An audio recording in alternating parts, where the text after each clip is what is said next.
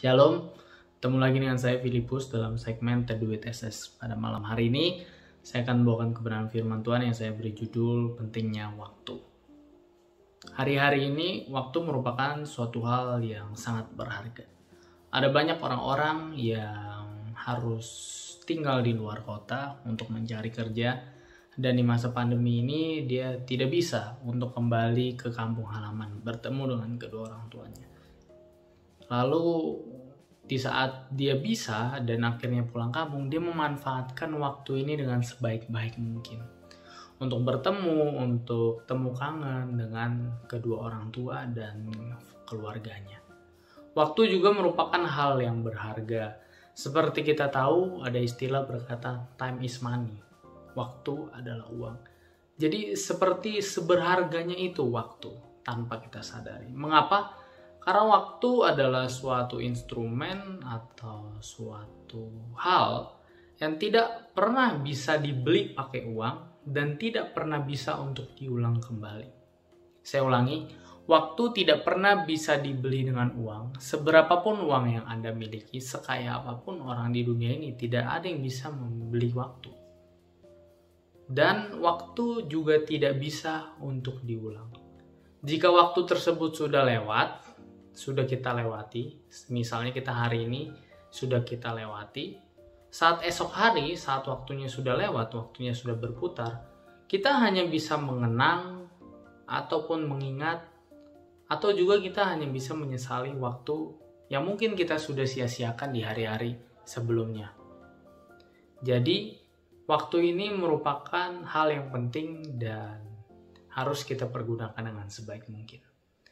Lalu ada 3 poin besar yang saya mau bahas pada malam hari ini. Yang pertama adalah pakailah waktumu dengan sebaik mungkin. Saya mau mengambil suatu ayat dari Amsal 6 ayat yang ke-6 sampai ke-8. Demikian firman Tuhan. Hai pemalas, pergilah kepada semut. Perhatikanlah lakunya dan jadilah bijak. Biarpun tidak ada pemimpinnya, pengaturnya, atau penguasanya, ia menyediakan rotinya di musim panas dan mengumpulkannya makanan pada waktu panen. Kita belajar dari semut pada Amsal pasal yang ke-6 ini, bahwa kita harus memakai waktu kita dengan sebaik mungkin. Si semut ini, walaupun di musim panen, dia selalu ingat untuk menyimpan makanan saat musim panas, saat musim tidak panen. Hari-hari ini kita juga harus mempergunakan waktu kita dengan baik. Jangan kita membuang-buang waktu untuk hal-hal yang tidak penting, tidak ada fungsinya, dan tidak ada gunanya. Lebih baik kita untuk melakukan hal-hal yang penting dan berguna dalam kehidupan kita. Sehingga di saat kita memakai waktu dengan efisien, 24 jam yang diberikan Tuhan kepada kita, semua waktu itu dapat boleh kita lakukan dengan baik. Baik itu tidurnya cukup, bekerja, dan juga waktu kepada Tuhan. Yang kedua adalah sediakanlah waktu kepada Tuhan. Kata di sini saya garis bawahi adalah sediakan. Jadi bukan disempet-sempetkan atau disisakan, tetapi disediakan. Sudah ada, sudah disediakan dari awal. Bukan kalau sempat atau kalau masih ada waktu, baru kasih waktunya buat Tuhan. Mengapa demikian? Karena dalam 2 Petrus pasal yang ketiga ayat yang ke-8-9 berkata, akan tapi saudara-saudaraku yang kekasih, yang satu ini tidak boleh kamu lupakan, bahwa di hadapan Tuhan 1 hari sama seperti 1000 hari, sama seperti 1000 tahun, dan 1000 tahun sama seperti 1 hari. Tuhan tidak lalai menepati janjinya, sekalipun ada orang yang menganggapnya kelalaian.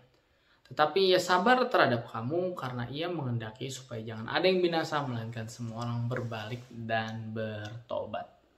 Hari-hari ini banyak orang yang menyepelekan Tuhan, menyepelekan firman Tuhan, menyepelekan waktu buat Tuhan, menyepelekan waktu untuk datang ke gereja, untuk berdoa, untuk membangun mezbah dengan Tuhan, atau menyepelekan waktu untuk ke gereja, maksudnya untuk pelayanan. Itu banyak orang menyepelekan dengan alasan saya sibuk, saya kuliah, saya bekerja, saya cari nafkah, saya ada keperluan lainnya, yang seakan-akan keperluan itu lebih penting, tapi sebenarnya nggak penting.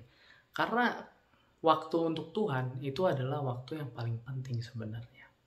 Makanya di sini jelas berkata bahwa Tuhan itu selalu menunggu kita, selalu sabar, menunggu kepada kita untuk kita boleh berbalik dan kita bertobat. Jadi di saat kita menyia-nyiakan waktu dan kita tidak menyediakan waktu kepada Tuhan, Tuhan itu selalu sabar dan selalu setia untuk menunggu kita, untuk kita boleh sadar, kita boleh berbalik, dan kita boleh bertobat. Dan juga tanpa kita sadari bahwa waktu yang Tuhan berikan kepada kita 24 jam kali 7 hari, itu merupakan waktu yang panjang. Dan pada hari Minggu atau hari yang ketujuh itu adalah hari Sabat, yang sebenarnya harus kita berikan waktunya full kepada Tuhan. Itu pun sebagai manusia masih banyak dicolong-colong, masih bekerja, masih apa. Dan masih banyak juga yang gak ke gereja atau gak beribadah kepada Tuhan pada hari Minggu. Nah untuk itu makanya kita harus menyediakan waktu kita kepada Tuhan. Sesibuk apapun kita harus manage dengan baik dan kita harus sediakan kepada Tuhan. Dan yang ketiga adalah jangan kita menunda-nunda waktu. Mengapa kita jangan menunda-nunda waktu? Misalnya kita dalam pekerjaan, kita jangan menunda-nunda waktu. Walaupun pekerjaan tersebut deadline-nya masih lama, tapi kalau bisa kita kerjakan sekarang, ya sekarang, nggak usah nunggu-nunggu besok. Karena kita tidak tahu apa yang terjadi besok. Tiba-tiba besok sakit, tiba-tiba besok nggak bisa kerja, atau berbagai alasan-alasan lain yang akhirnya pekerjaan tersebut tidak bisa kita selesaikan. Bahkan Markus 13 ayat 32-33 juga berkata, tetapi tentang hari dan saat itu tidak seorang pun yang tahu. Malaikat di sorga tidak, dan anak pun tidak, hanya Bapa saja. Hati-hatilah dan berjaga-jagalah, sebab kamu tidak tahu bila mana waktunya tiba. Banyak orang di dunia ini, hari-hari ini menunda-nunda. Banyak orang berpikir, karena saya masih muda, saya harus bekerja, saya harus pentingin karir saya. Kalau sempat ya bolehlah buat Tuhan, tapi nanti aja lah. Kalau misalnya nanti aja, kalau udah tua, udah pensiun, udah mau meninggal, nanti aja lah baru bertobatnya. Nanti aja lah baru sungguh-sungguh pada tuanya. Sekarang ya nikmatin aja dulu masa muda, ya enjoy aja.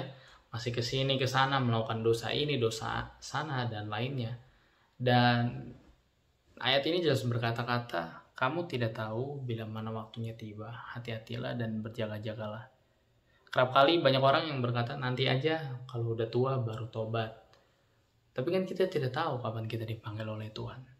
Tiba-tiba besok kita udah meninggal, kita udah dipanggil, dan kita belum bertobat, ya kita bakal hidup dalam kekelaman. Kita akan masuk kerajaan neraka. Kita akan masuk neraka, maksud saya.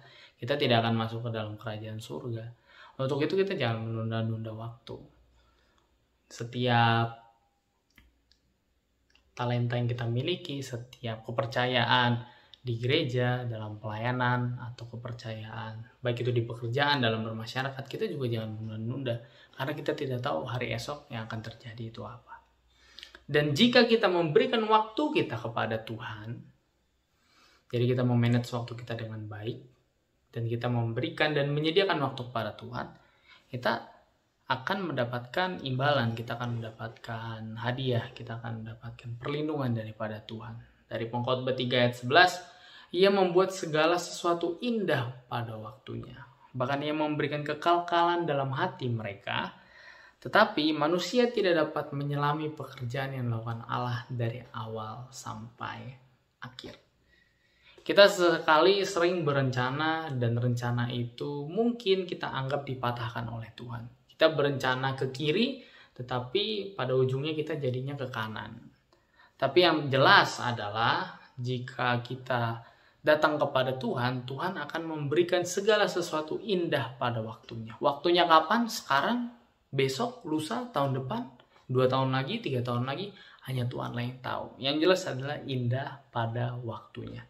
Biarkan waktu-waktu yang kita alami, waktu-waktu yang kita lewati, kita serahkan kepada Tuhan, kita stay di koridornya Tuhan, kita tetap ikut perintah Tuhan, kita ikut jalur Tuhan, kita tidak belok ke kiri dan ke kanan, tapi kita boleh tetap jalan lurus, dan biarkan semuanya indah pada waktunya, dan Tuhan akan memberikan kekekalan dalam hidup kita. Bukan hanya di dunia ini saja, tetapi juga di dunia yang